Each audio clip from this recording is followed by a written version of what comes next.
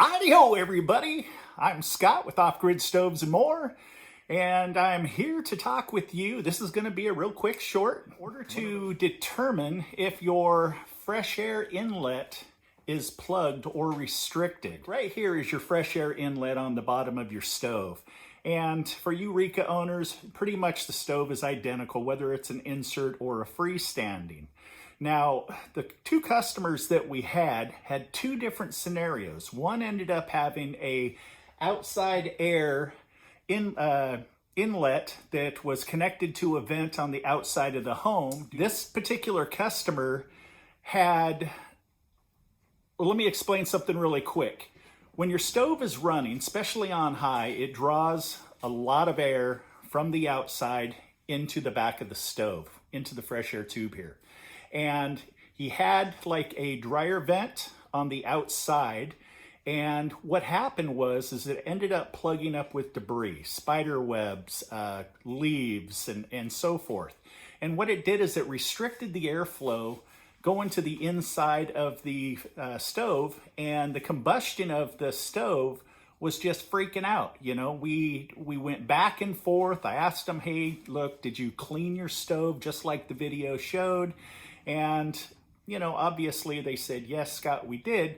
Now, here's the problem. When you clean out the fresh air inlet, you have to make sure that you clean from this point here all the way to the burn pot, okay? Let me turn this around here.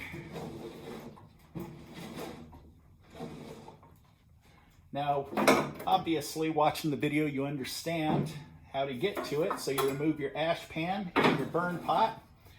And when you're facing the stove on the right-hand side, there is a hollow channel underneath the firebox floor here that connects to the fresh air inlet.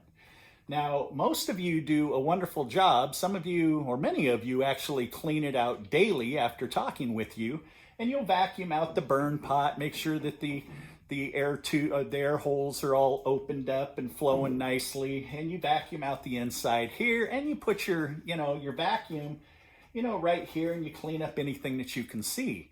So this particular customer ended up getting so much fly ash back here where, let me show you here,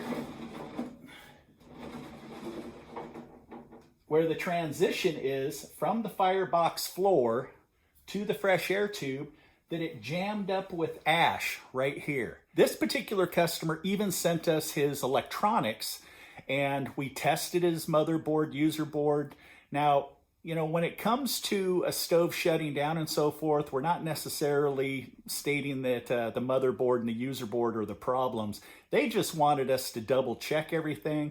Also, they had a Rika 2, and the customer wanted their board updated to the most modern programming, which helps it to burn more efficiently, gives you more control over the features of the stove. So when they sent it in, we put it on our test station, tested everything. It turned out just perfect, not a problem. The boards had no burn marks, no charred marks, everything was fine. Sent it back to them. We then talked to them about the high limit and the low limit sensor, okay, along with the air sensor. If by chance there is a plug right here, your stove's not able to draw fresh air in past the air sensor, and the stove continued to shut down on them. Okay, so we eliminated the snap discs, we eliminated the air sensor, because we do test air sensors. So if there is any question as to whether or not an air sensor is faulty, you can mail it to us and we can put it on our control board and confirm that it's working properly. Okay, so once we went through everything, I was sitting there and literally I might have been laying in bed, because I do lay in bed a lot thinking about you folks out there that are having problems with your Austroflamms, and some of you out there have a little bit more difficulty in helping me help you. Help me help you.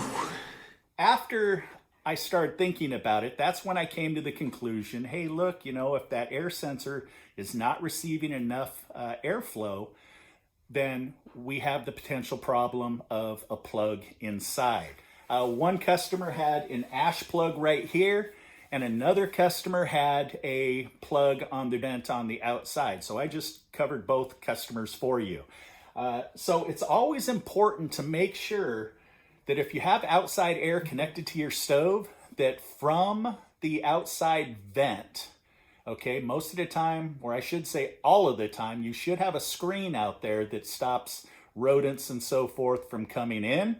And make sure that that vent stays clean so it doesn't have debris that's restricting the inflow of the fresh air. And some of you still might have this, but this is a nice long brush that helps you get down in there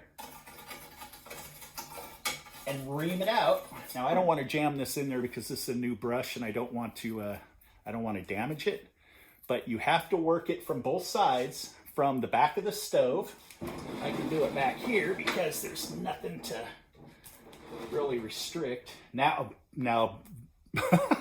very important here, make sure before you start putting this brush into the back of the stove, especially you out there that have a freestand and you have a cover here so you're not being alerted by looking at the stove. You insert guys out there should see this before you start putting anything inside of the fresh air tube. You're going to have to make sure that you remove the fresh air, or excuse me, the air sensor, and then you'll be able to clean the tube all the way into the transition, and you're going to end up being able to make sure that everything is free flowing. What it also does, it's designed, when you clean out your horizontal chamber here, you're going to be able to get that brush all the way through and really clean the air vents that are behind your heat tubes. And you get this in that horizontal chamber and you just really give it a good scrubbing. Alrighty? You guys stay safe out there. Peace.